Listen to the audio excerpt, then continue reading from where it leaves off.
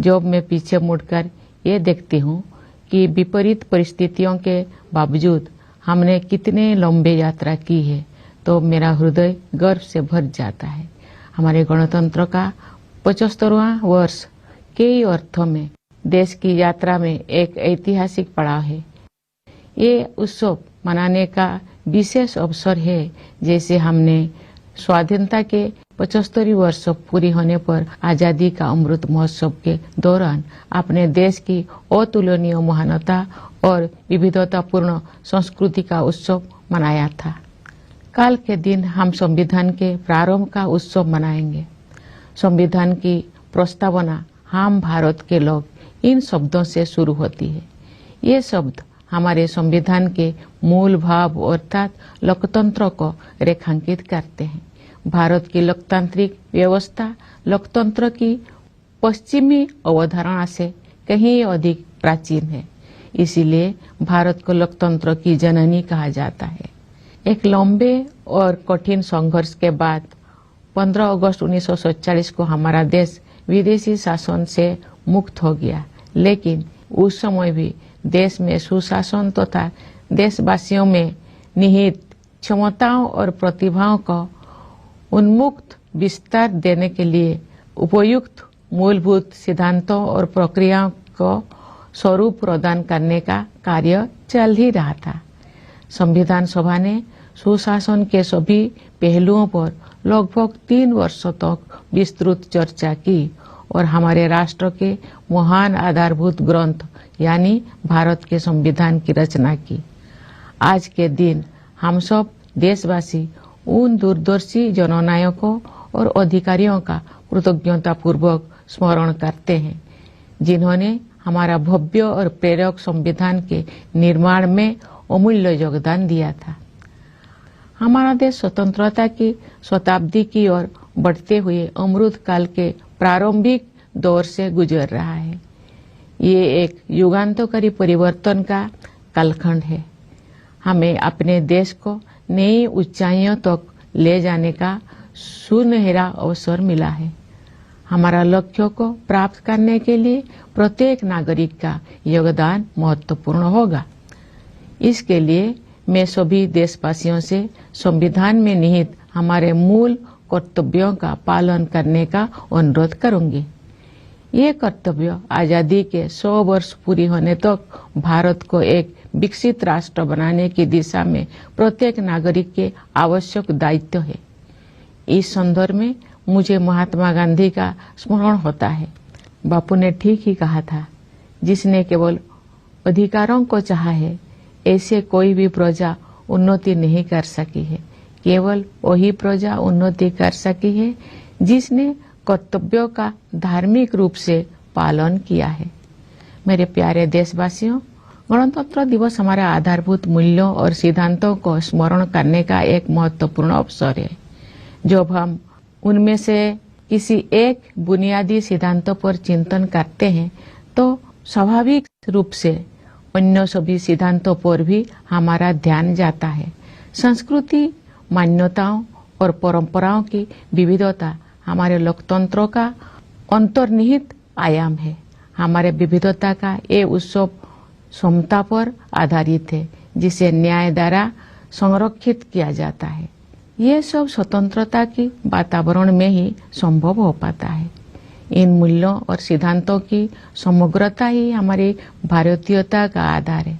Doctor B.R. Ambedkar के प्रबुद्ध मार्गदर्शन में प्रवाहित इन मूलभूत जीवन मूल्यों और सिद्धांतों में रची बसी संविधान की भावधारा ने सभी प्रकार के भेदभाव को समाप्त करने के लिए सामाजिक न्याय के मार्ग पर हमें अडिग बनाए रखा है। मैं ये उल्लेख करना चाहूंगी कि सामाजिक न्याय के लिए अनवरत युद्धरत रहे श्री कर्पूरी ठाकुर जी की जन्म शताब्दी का उत्सव काल ही संपन्न हुआ है।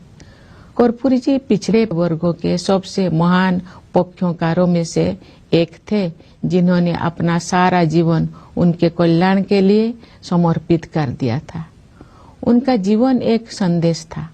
अपने योगदान से सार्वजनिक जीवन को समृद्ध बनाने के लिए मैं कर्पूरी जी को अपनी श्रद्धांजलि अर्पित करती हूँ। हमारे गणतंत्र की मूल भावना से एकजुट होकर 140 करोड़ से अधिक भारतवासी एक कुटुंब के रूप में रहते हैं। दुनिया के सबसे बड़े इस कुटुंब के लिए सह अस्तित्व की भावना भूगोल द्वारा थोपा गया बोझ नहीं है, बल्कि सामूहिक उल्लास का सहज स्रोत है, जो हमारे गणतंत्र दिवस के उत्सव में अभिव्यक्त होता है। इस सप्ताह के आरंभ में हम सबने अयोध्या में प्रभु श्री राम के जन्म स्थान पर निर्मित भव्य मंदिर में स्थापित मूर्ति की प्राण प्रतिष्ठा का ऐतिहासिक समारोह देखा। भविष्य में जब इस घटना को व्यापक परिप्रेक्ष्य में देखा जाएगा, तब इतिहासकार भारत द्वारा अपने सभ्यतागत विरासत की निरंतर खोज में युगांतकारी आयोजन के रूप में इसका विवेचन करेंगे। उचित न्यायिक प्रक्रिया और देश के उच्चतम न्यायालय के निर्णय के बाद मंदिर का निर्माण कार्य आरंभ हुआ। अब ये एक भव्य संरचना के रूप में शोभायमान है। ये मंदिर न केवल जन जन की आस्था को व्यक्त करता है, बल्कि न्यायिक प्रक्रिया में हमारे देशवासियों की अगाध आस्था का प्रमाण भी है। प्यारे देशवासियों, हमारे राष्ट्रीय त्योहार ऐसे महत्वपूर्ण अवसर होते हैं जब हम अतीत पर भी दृष्टिपात करते हैं और भविष्य की ओर भी देखते हैं। पिछले गणतंत्र दिवस के बाद के एक वर्ष पर नजर डालें तो हमें बहुत प्रसन्नता होती है। भारत की अध्यक्षता में दिल्ली में G20 शिखर सम्मेलन का सफल आयोजन एक अभूतपूर्व उपलब्धि थी। G20 से जुड़े आयोजनों में जन सामान्यों की भागीदारी विशेष रूप से उल्लेखनीय है।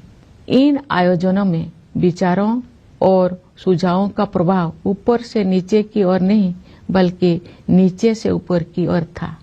उस भव्य आयोजन से ये सीख भी मिली है कि सामान्य नागरिकों को भी ऐसे गहन तथा अंतर्राष्ट्रीय महत्व के मुद्दे में भागीदार बनाया जा सकता है, जिसका प्रभाव अंततः उनके अपने भविष्य पर पड़ता है। G20 शिखर सम्मेलन के माध्यम से ग्लोबल साउथ की आवाज के रूप में भारत के अभ्युदय को भी बढ़ावा मिला, जिससे अंतर्राष्ट्रीय संवाद की प्रक्रिया में एक आवश्यक तत्व का समावेश हुआ। जब संसद ने ऐतिहासिक महिला आरक्षण विधेयक पारित किया, तो हमारा देश स्त्री पुरुष समानता के आदर्शों की ओर आगे बढ़ा। मेरा मानना है कि नारी शक्ति बंधन अधिनियम महिला सशक्तिकरण का एक क्रांतिकारी माध्यम सिद्ध होगा। इससे हमारे शासन की प्रक्रियाओं को बेहतर बनाने में भी बहुत सहायता मिलेगी। जब सामूहिक महत्व के मुद्दों पर महिलाओं की भागीदारी बढ़ेगी, तो हमारी प्रशासनिक प्राथमिकताओं का जनता की आवश्यकताओं के साथ बेहतर सामंजस्य बनेगा। इसी अवधि में भारत चंद्रमा के दक्षिणी ध्रुव के क्षेत्र पर उतरने वाला पहले देश बना। चंद्रयान 3 के बाद इसरो ने एक सौर मिशन भी शुरू किया। हाल ही में आदित्य L1 के सफलतापूर्वक हेलो ऑर्बिट में स्थापित किया गया है। भारत ने अपने पहले एक्सरे पोलरीमीटर सैटेलाइट, जिसे एक्सपोसेट कहा जाता है, के प्रक्षेपण के साथ नए साल की शुरुआत की है। ये सैटेलाइट अंतरिक्ष ब्लैक होल जैसे रहस्यों का अध्ययन करेगा। वर्ष 2024 के दौरान अन्य कोई अंतरिक्ष अभियानों की योजना बनाए गए हैं। ये प्रसन्नता के विषय है कि भारत की अंतरिक्ष यात्रा में अनेक नई उपलब्धियां हासिल की जाने वाले हैं। हमारे प्रथम मानव अंतरिक्ष उड़ान कार्यक्रम गगनयान मिशन की तैयारी सुचारू रूप से आगे बढ़ रही है।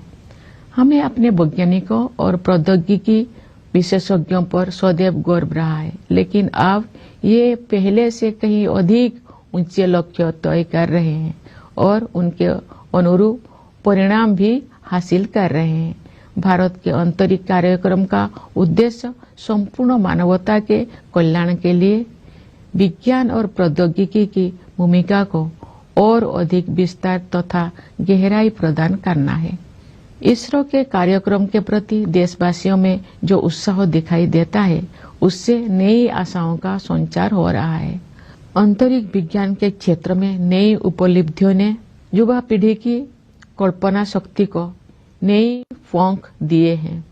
मुझे विश्वास है कि हमारे बच्चों और युवाओं में बड़े पैमाने पर विज्ञान के प्रति रुझान बढ़ेगा तथा उनमें वैज्ञानिक दृष्टिकोण विकसित होगा। अंतरिक्ष विज्ञान की इन उपलब्धियों से युवाओं, विशेषकर युवा महिलाओं को ये प्रेरणा मिलेगी कि वे विज्ञान और प्रौद्योगिकी को